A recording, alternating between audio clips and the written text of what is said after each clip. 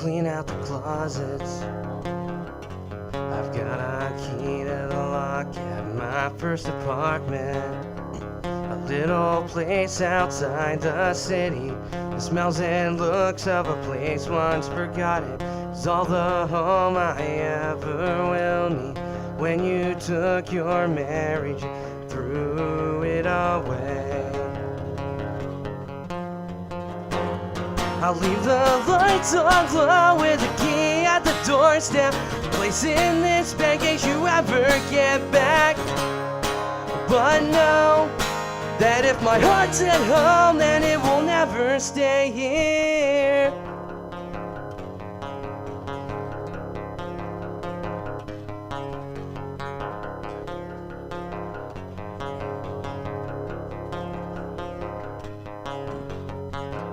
I took the time to finally figure out my life. It took me 4 long years to see a light outside. A broken vow you swore to me one Friday night, but it's useless when you try. I'll leave the lights on low with the key at the doorstep. Place in this bag in case you ever get back. But know that if my heart's at home, then it will never leave the lights on low with the key at the doorstep. Place in this bag in case you ever get back. But know that if my heart's at home, then it will never stay here.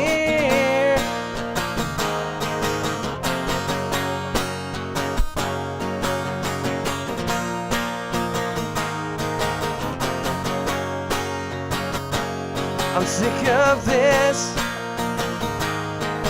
all this bullshit. I'm sick of all the stress and all the lies. All these nights I've spent alone in bed.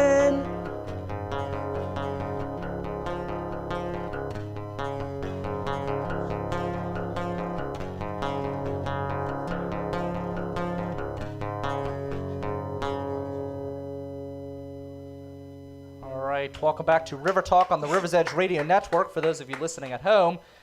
And we're happy to have Sean Logue. When I asked him how to pronounce his name, he said it rhymes with Vogue. You got it. I got it. So he's here. He's a political attorney. He's going to kind of break down this whole brokered convention conundrum You got it. that we have here in the Republican Party and possibly the Democratic Party. In fact, I think that the Democrats may have a more likelihood of going to a contested convention than the Republicans at this point. Well, yeah, and you know what? I listened to Mike in detail earlier. I actually have a different take than Mike does on the odds of there being a brokered convention. With the Democrats, I just pulled up some numbers here. Hillary has only won 1,716 delegates. And that's what she's actually won.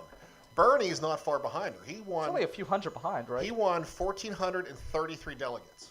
So he's like right there. Now the thing is this super delegate thing. The super delegates, Hillary has supposedly 524 pledged super delegates, where Bernie only has 40. But let me tell you something. Most of these super delegates are politicians. Now, if I'm a politician in a very liberal, very blue state, and my state went to Bernie 60-40, when it comes time for the convention, you know, I might have said early on, I'm with Hillary, but if I know that the backlash is going to be so severe, if I decide to vote for Hillary and screw Bernie, I might change my vote. So they're not bound to what they've already said. No, they can do whatever they want. I mean, Okay. they're super delegates. They are a class amongst themselves. They can do whatever they want to do. And let me tell you what is really scary for Hillary. Hillary is quaking in her boots right now. I think there's only like 9 states to go, something in that neighborhood. First of all, Bernie's won the last few states, except for New York. Other than that, Bernie has been on a roll. I think there's like 9 states to go. From what I've been observing, other than New Jersey, which I think will be Hillary country, Bernie's set to run the table. California is going to go to Bernie. That's huge, too. That's like one of the biggest. It is the biggest. Yeah. Oregon is going to go to Bernie. Okay, there's a bunch of other western states that Bernie has performed very well in in neighboring states out west, I'm telling you, Bernie can run the table. If Bernie runs the table and comes within an inch of beating Hillary as far as like the number of delegates won, and then you add on Hillary possibly getting indicted or at least getting embarrassed with this terrible email scandal and pay for play, which is a scandal no one's talking about, pay for play with the Clinton Foundation and with the State Department. If all this stuff comes out at the wrong time, Hillary could lose. And here's the thing too: if you're a delegate, you're a delegate, and you find out that this Bernie guy has now swept the table in these last few states. He's the guy with momentum. Now go back in time to when Obama got elected. Obama was a special candidate. When he went to a city or a town, there were waves of people that showed up to support him. Hillary can't even fill a room. She can't even fill Perminis in the Strip District, which is, I think, smaller than this room. Yeah, I mean, she'd have problems filling Kane's Sports Bar in the South Hills where I hang out. I mean, she would have all kinds of problems. She's in trouble. But Bernie can fill entire stadiums. Bernie is the momentum candidate. The Republicans be afraid of a possible contested convention which would favor Bernie? Because I think Bernie's the one candidate who could beat Trump. Everyone always says that Trump can't win, and I always say that Trump's the one candidate where anything that happens to Trump, it's kind of he's the opposite of Bill. He's the same as Bill Clinton, but the opposite in a way where, Bill Clinton slept around with a bunch of whores and everyone said, oh, it's just Bill. Well, Trump could do anything and people are just going to say, oh, it's Trump. Nothing can stick to Trump. Do you think Bernie might be the one candidate who could beat him because of the momentum and because of the energy that surrounds him? Let me tell you this. People think about Trump. What is it that people who like Trump like about him? They like about Trump that the guy tells you what he really thinks. Bernie does that as well. And Bernie does that as well. And Hillary, what's the thing that people dislike about Hillary? She's a liar. She's shady. Yes. There's if you go on YouTube, there's like 10 minutes of her telling lie after lie after lie after lie. And she's almost like a clown. If you ever look at her, that smile and that laugh and the point. That's kind of like what she does every time she's at any kind of an event. I'll tell you what's terrifying. Go on YouTube and type in Hillary Clinton cackling over the death of Gaddafi. Okay? She says, we came, we saw, he died. It's like terrifying. Would you want that person to be your commander-in-chief? No. And I'll tell you what, Libya is now a disaster. Libya is a failed state that's now being run by al-Qaeda-aligned militias. So we bombed and killed Gaddafi, who was was becoming a more pro-Western leader of that country. He was building that country up. We killed him, and now Libya is a failed state, and that was Hillary pushing Obama to do that, and that was Hillary cackling over the death of a leader. Well, I never understood that. Everyone always says about her experience and talks about her experience at length, and I'm thinking, what kind of good experience does she have? She's been a failure as a Secretary of State. Maybe she was a decent senator, but I mean, Bernie's always stuck to his guns. He's shared his principles. He's been consistent from the beginning. At least with Trump, you don't have any political experience to go on, but at least you could say he's made money in business. Whether you want to say he's successful or not is your opinion, but at least he's made money. Hillary, she's been pretty much a disaster as a Secretary of State. Well, you know what? I mean, to back up just one sec to our conversation, there are so many thoughts in my head. The one thing that Bernie is, you believe Bernie. Bernie believes what he believes, and he tells you the truth. And even people who don't like Bernie in the political spectrum, they agree that he tells the truth. Mm-hmm. As far as Hillary and her experience and all other stuff goes, Elizabeth Warren has told a story on PBS. It's a great story. When Elizabeth Warren was the head of Harvard Law, or a professor at Harvard Law, Hillary and her had a private meeting. And the private meeting was about the change that the government was, that certain political factions were trying to put in place with regards to your ability to declare bankruptcy and to get rid of credit card debt. Okay, mm-hmm. Elizabeth Warren briefed Hillary about how we can't change the bankruptcy laws, because if we change the bankruptcy laws, poor people are going to be hurt terribly. And Hillary believed her, and Hillary went and behind the scenes helped scuttle a bill. She talked her husband, Bill, into issuing a veto threat over a change in bankruptcy laws. When Hillary became a U.S. Senator, she co-sponsored the exact same bill that she helped scuttle because she was getting money from Wall Street. Other than that, other than her sponsoring the change in bankruptcy laws that hurts poor people, I can't think of one accomplishment as a senator. As far as being a Secretary of State, okay, That's been a disaster. her decision was, let's bomb Libya, let's kill Gaddafi, and let's turn Libya over to Al-Qaeda. That didn't go so well. How about the reset with Russia? Tensions are now so high with Russia, they haven't been this high since the Cold War. They were actually pretty decent for a while.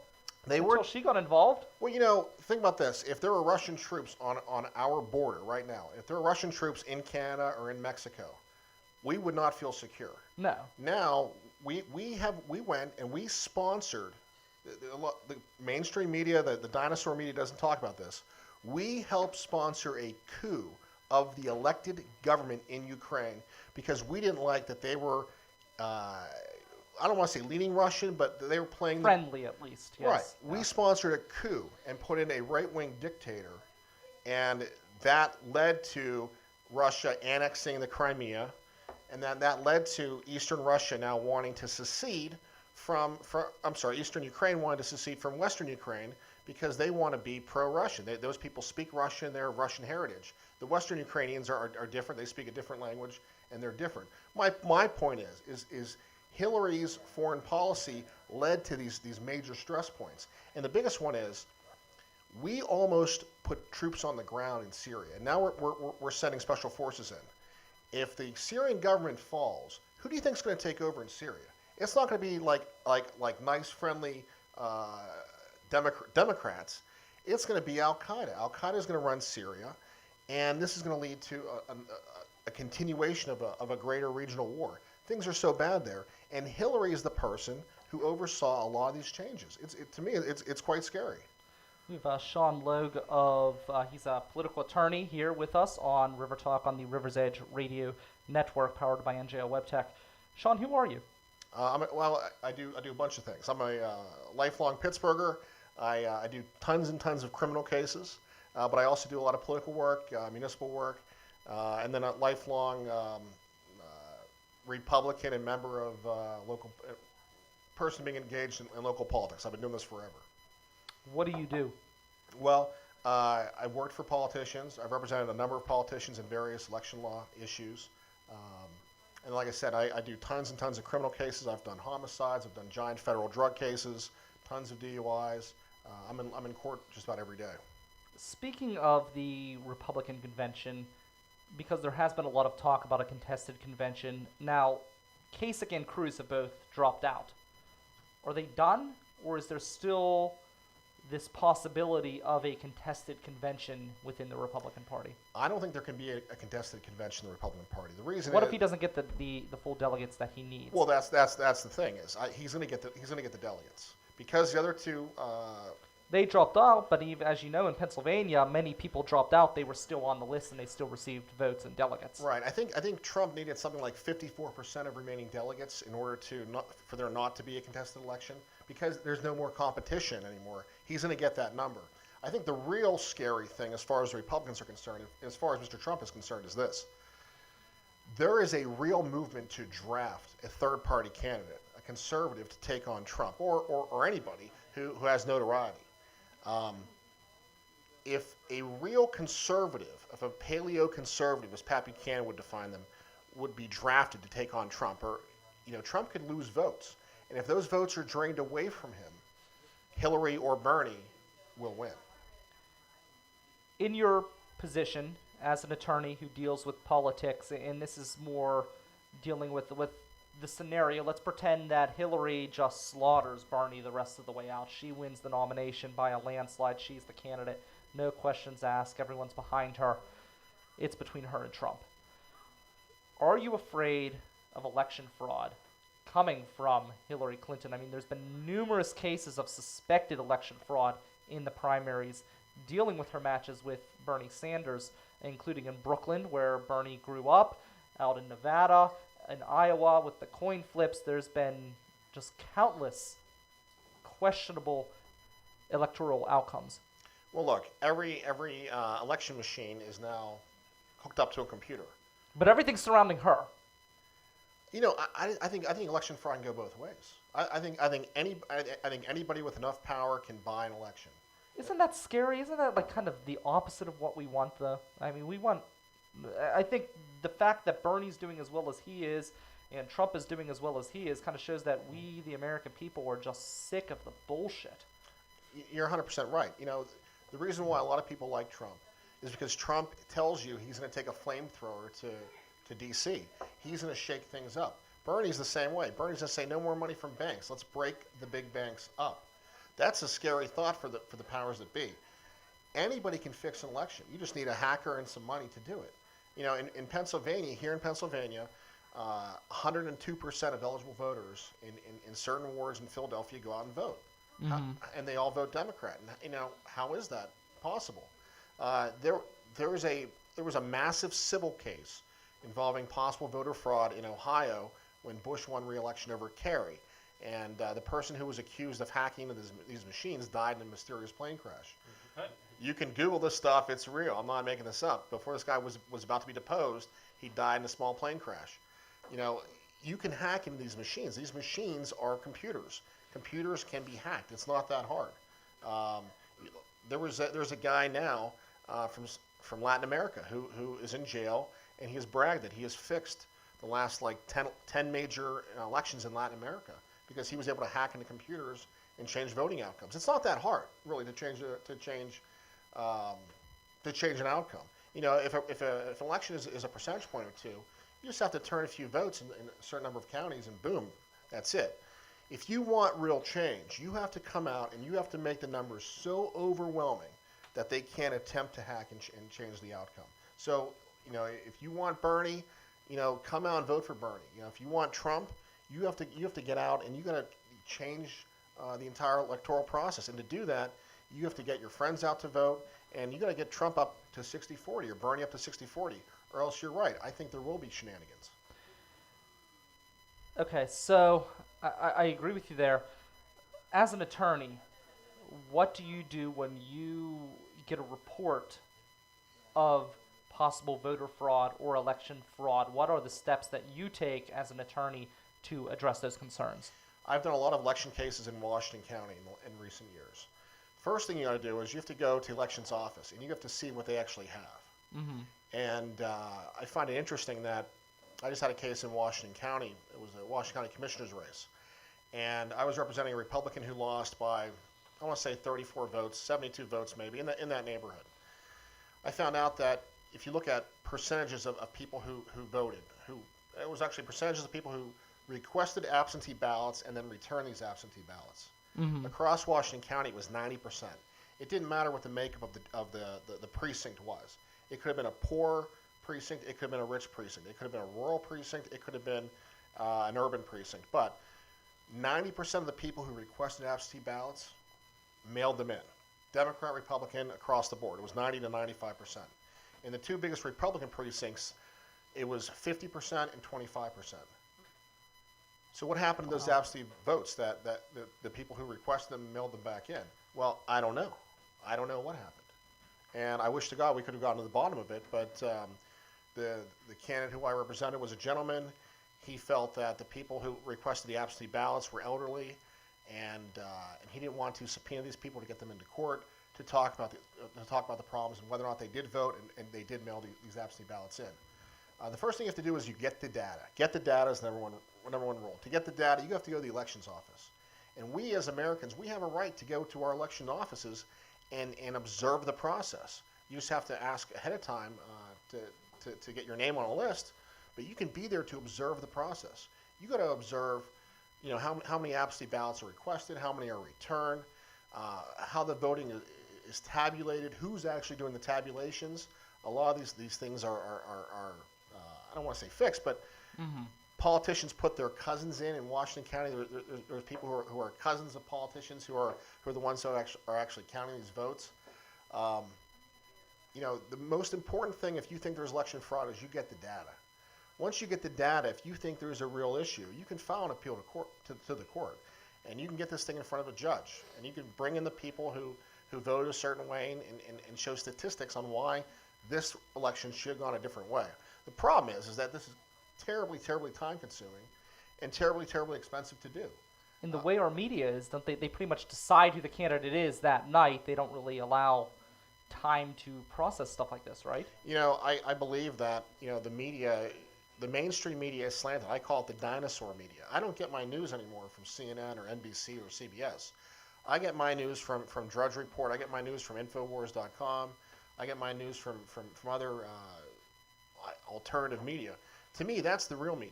The real media is the people who aren't afraid to tell you what's really going on. ZeroHedge.com. If you want to find out what's going on with the world economy and how bad things are, ZeroHedge.com is the best website. Hell, you look at the National Enquirer; they're the ones who broke the John Edwards story when no one else could. And they're considered a tabloid. You know what? National Enquirer has very high standards for running stories. If they have just one source, they don't run the story. They have to have multiple sources. Bill Clinton is good friends with. Have you guys ever heard of the story of Jeffrey Epstein? Jeffrey Epstein was a guy who was a hedge fund manager. Guy was worth hundreds of millions of dollars. He had a plane. He called his plane the Lolita Express. The Lolita Express got that name because he was picking up underage girls who were 12 years old in that neighborhood, and he was sexually abusing these girls, and he was flying them down to his private island in the Caribbean. Bill Clinton was a frequent passenger on this plane.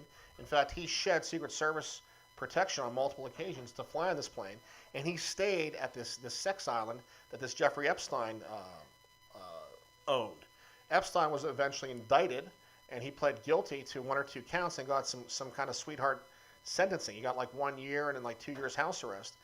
The victims of this guy's various crimes, they're trying to get the court to overturn his plea agreement because they never signed off on the plea agreement, which is in violation of the rules in federal court that if you have victims in a crime, they have to sign off on a potential plea agreement or at least advise the court that these victims did not consent to this plea agreement.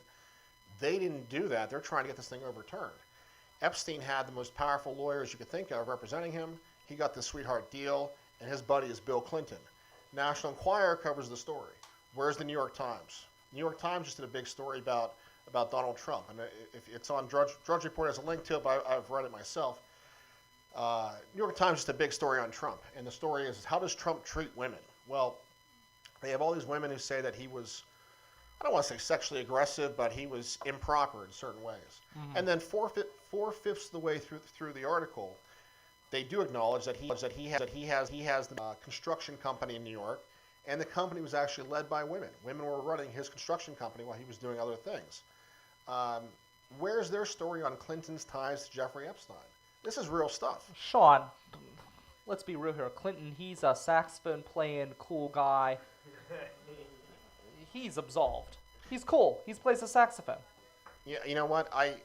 Clinton. Come on, he plays the saxophone. He's smooth talking. The mainstream media sold us on Clinton. If you go back to who Bill Clinton really is, there is a whole backstory there that we're not told. Clinton is a globalist. Clinton, think about this. The Democratic Party used to be the party of the working man. My grandfather was a Democratic state rep. My other grandfather was a lifelong steel worker and a Democrat. He would never in a million years vote for a Republican. The Democratic Party used to be the party of the working man. The Democratic Party used to look out for poor and working people against the moneyed interests. That's what their shtick was. Well, Bill Clinton, when he got elected, he signed in welfare reform, so he took a lot of people off of welfare. He signed on rules that hurt African Americans, the 3 strikes and you're out rule. That was Bill Clinton who signed it. Mm-hmm. But to me, the biggest sellout that Bill Clinton did was Bill Clinton's the guy who championed NAFTA, the North American Free Trade Agreement. Now, when NAFTA got signed, your auto industry in Detroit, all those jobs left and went to Mexico.